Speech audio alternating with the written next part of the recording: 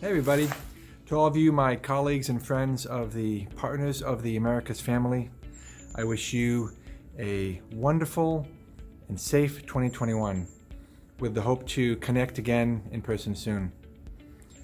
You know, this past year, if it has taught us one thing, it's that together we can do extraordinary things.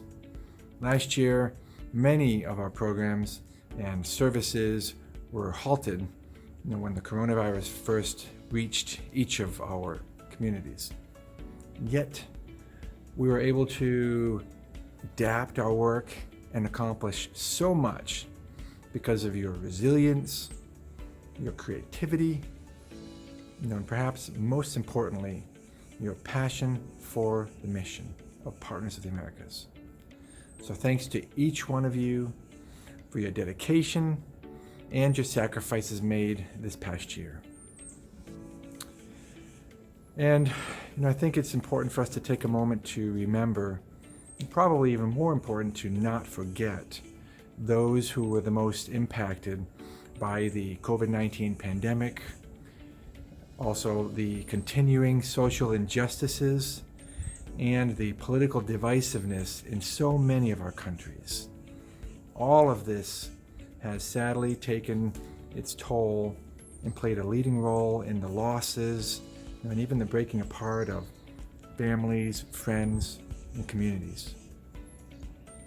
And in light of the racial and social injustices that we witnessed during 2020, Partners of the Americas established a diversity, equity, and inclusion committee, to guide the organization towards a more diverse, equitable, and inclusive culture and work environment. During 2021, the DEI committee will continue to review the organization's policies and activities, and it's currently developing a DEI action plan to serve as a roadmap over the next several years to realize and maintain this goal. So please check on our website soon for our organizational DEI statement. 2021, I think is going to be a really important year for Partners. We now have the strongest board of directors since at least I joined the organization back in 2017. And this is due in no small part to so many of the current and past board members' hard work and support during these past 4 years. And in addition, we have successfully brought in multiple new programs, resulting in the immediate doubling of our budget in 2021, we expect to have also more increases for 2022 and beyond. And this is very exciting for us. It in turn means that we are bringing in more staff, both here in our international office as well as throughout the entire hemisphere, to support the implementation of these new programs. It also means that we will be able to invest in our infrastructure, our tools, and our services for our chapters and programs. So what does this really mean in the immediate future for 2021? Our membership unit will continue to increase and grow engagement with our 87 chapters, more than 380 chapter leaders, and thousands of members through online communities of practice by region and areas of interest, and through strengthening all of our chapters by focusing in on providing capacity building tools and resources.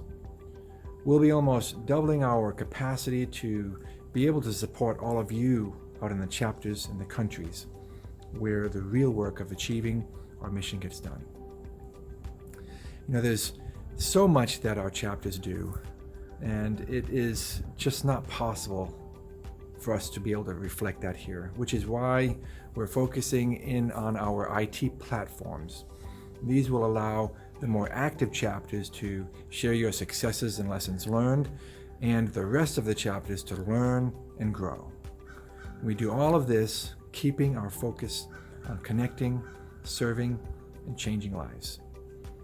In addition to our chapters, our 3 technical units are doing some pretty incredible work right now, and they will, of course, be increasing their impact significantly in 2021 and beyond. For example, our Education and Global Citizenship Unit received an additional $3 million for the next year alone, where we have launched two 100,000 Strong in the Americas Innovation Fund grant competitions, with grant funding awarded to 37 higher education institutions. The unit will also continue to support public diplomacy and community resilience projects worldwide during, in particular, the COVID-19 pandemic for the Citizen Diplomacy Action Fund for U.S. alumni.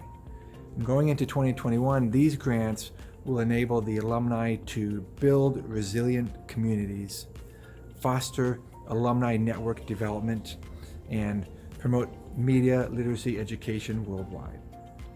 These efforts will impact individuals, communities, and organizations in Argentina, Brazil, Chile, Colombia, Guatemala, Mexico, Peru, the United States, and indeed through our chapters all throughout the hemisphere. Our Economic Development and Health Unit recently received 3 new awards totaling $43 million over the next 5 years, averaging about $8.6 million per year. And this with USDA and USAID. They'll start a program to work with Colombian cacao farmers to diversify their cropping systems and increase their resilience to environmental and economic shocks.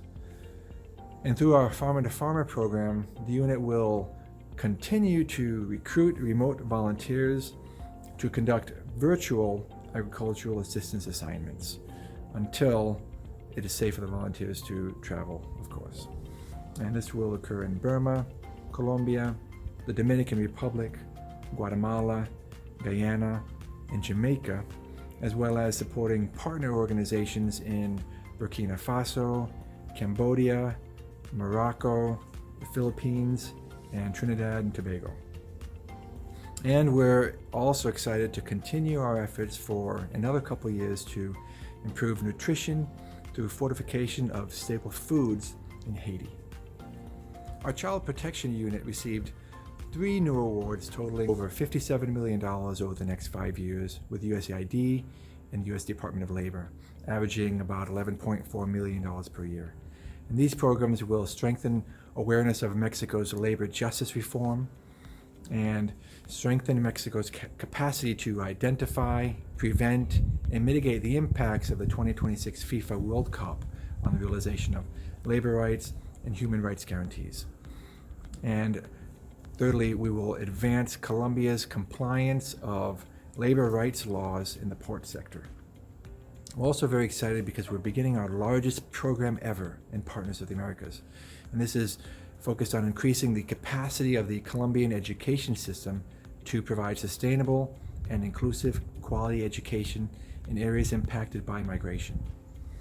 And of course, we also expect to continue the great work that we're doing to eradicate child labor and reduce trafficking across multiple country programs in Bolivia, Brazil, Colombia, Costa Rica, Ecuador, Paraguay, and Peru. These accomplishments are a testament to the dedication and the motivation of all of our volunteers, members, and staff. Our network and initiatives only continue to grow, and we look forward to seeing how much more hope and understanding we can spread and partnerships we can build in the future together. We are so excited to keep this momentum going in 2021, while of course also keeping our communities safe and healthy. I personally am very anxious and ready to travel out to our chapters and projects as soon as humanly possible, and I so much look forward to seeing as many of you as I can to learn and share the amazing work that you do, changing lives in so many ways. I believe this is going to be our best year yet for Partners of the Americas, and invite you to join us in this. In partnership, we serve.